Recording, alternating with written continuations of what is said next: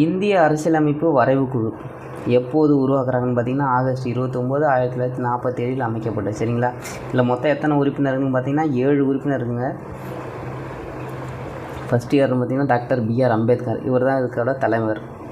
அதனால தான் என்னென்னு சொல்கிறாங்கன்னா அரசியலமைப்பு சட்டத்தின் தந்தை என்று அழைக்கப்படுகிறார், தெரிஞ்சுங்க.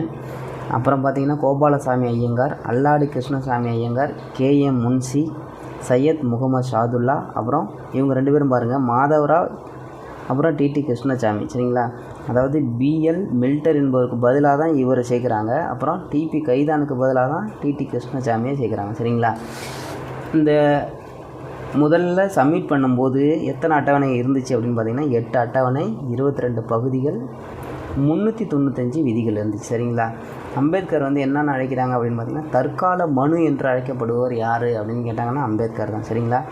இந்த அரசியலமைப்பு சட்டம் எழுதி முடிக்க எத்தனை நாட்கள் ஆண்டுன்னு பார்த்திங்கன்னா 2 ஆண்டுகள் 11 மாதங்கள் 18 நாட்கள். 2 ஆண்டு 11 மாதம் 18 நாள், 11 முறை அமர்வுன்னு சொல்லுவாங்க. 11 முறை கூட்டம் நடைபெற்றிருக்கும். சரிங்களா? இப்போ தெரிஞ்சுங்க, இதை வச்சு கேட்கலாம்.